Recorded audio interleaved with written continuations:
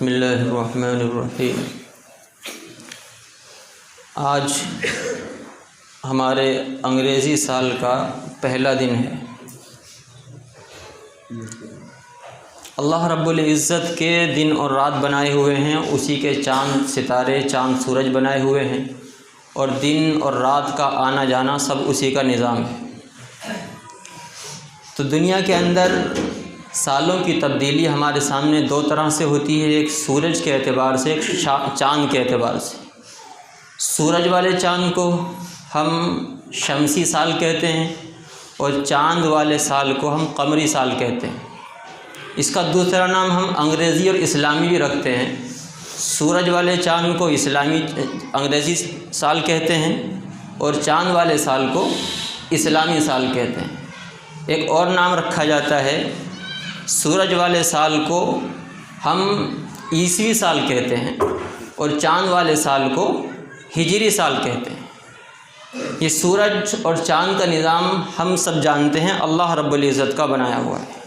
اور جب چاند کے حساب سے سال چل رہا ہے تو اسلامی سال بھی اللہ کا سال ہے، اسلامی سال ہے، اور سورج کے حساب سے چلنے والا سال بھی اسلام کے خلاف نہیں ہے، اللہ ہی کا بنایا ہوا سال ہے۔ تو سورج کے حساب سے ہو یا چاند کے حساب سے ہو، سال ہے، اللہ کے دونوں بنائے ہوئے ہیں۔ لیکن ہمیں یہ دیکھنا ہے کہ اللہ رب العزت نے دین کے اندر، اسلام کے اندر کس سال کو ترجیح دی ہے۔ ترجیح دین کے اندر چاند کے سال کو دی گئی ہے۔ ہمارے نمازوں کا نظام ہو، روزوں اور رمضان کا نظام ہو، عید الاضحیٰ عید الفطر کا نظام ہو، قربانی کا، حج کا اور دوسرے مسائل ہوں، مثال کے طور پر عدت وغیرہ کے پورا کرنے کا نظام ہو، وہ سب کا سب کس سے ہے؟ اسلامی سال سے۔ لیکن اس کے علاوہ اگر ہم یہ کہیں کہ اسلامی سال کے علاوہ انگریزی سال کی کوئی دین کے اندر اہمیت نہیں ہے، بلکہ وہ اس کا حساب لگانا ناجائز ہے، ایسا نہیں ہے، بلکہ اس کے اعتبار سے بھی دین کے اندر اس کا لحاظ رکھا گیا ہے۔ ہمارا یہ کیلنڈر ہے، یہ انگریزی سال کے حساب سے ہے۔ نمازوں کے اوقات انگریزی سال کے حساب سے لگتے ہیں اور دوسرے مسائل میں انگریزی سال کا حساب لگایا جاتا ہے۔ تو بہرحال کہنے کا مقصد یہ ہے کہ دین اور اسلام کے اندر ترجیح تو اسلامی سال کو دی گئی ہے، لیکن انگریزی سال کا حساب لگانا، اس کا استعمال کرنا، اس کی تاریخوں کا لکھنا ناجائز اور غلط نہیں ہے، بلکہ اس کے اعتبار سے بھی ہم اپنے تجارت میں، اپنے کاروبار میں، شادی بیاہوں میں تاریخیں لگا سکتے ہیں۔ لیکن یہاں پر اس بات کو ملحوظ رکھنا ضروری ہے کہ ہم انگریزی اور عیسوی سال کے اندر اتنے نہ گھر جائیں کہ ہمیں جنوری فروری کے علاوہ کوئی اور مہینے یاد نہ ہوں۔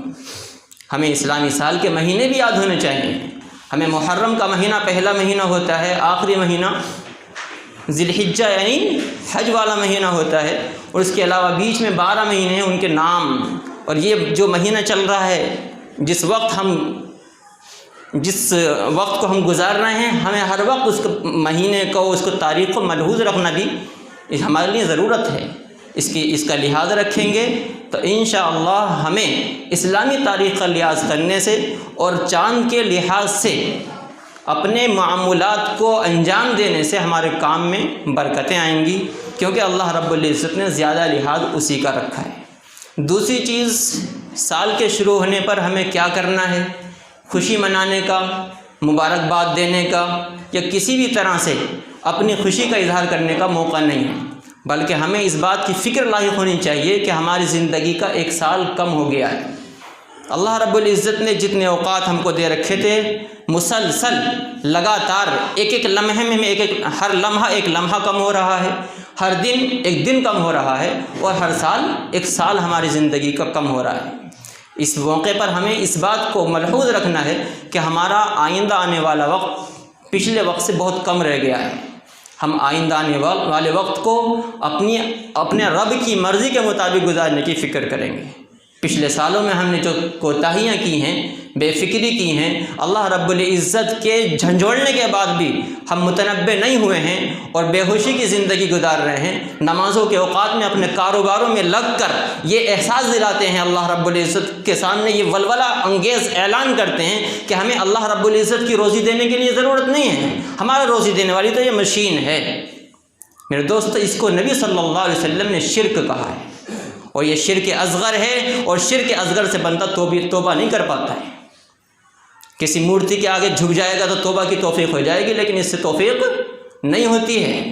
یہ سمجھنے کی بات ہے، ہمارا روزی دینے والا اللہ ہے، نماز کے وقت اللہ بلا رہا ہے، ہم روزی کے لیے مشینوں کے پیچھے بھاگے پھر رہے ہیں، نمازوں کے اوقات میں ہم روزی کی تلاش میں پھر رہے ہیں، اللہ کو بھول کر کے، روزی دینے والے کو بھول کر کے۔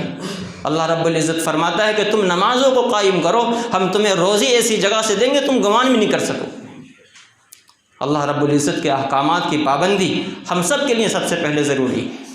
اس کے علاوہ ہمارا اسلامی سال تو چل ہی رہا ہے، جمادی الاول کا مہینہ ہے، محرم، صفر، ربیع الاول، ربیع الثانی، جمادی الاول، کون سا مہینہ ہے؟ 5واں مہینہ چل رہا ہے، اور یہ انگریزی سال کا، عیسوی سال کا مہینہ شروع ہوا ہے، جس کو شمسی سال بھی کہتے ہیں۔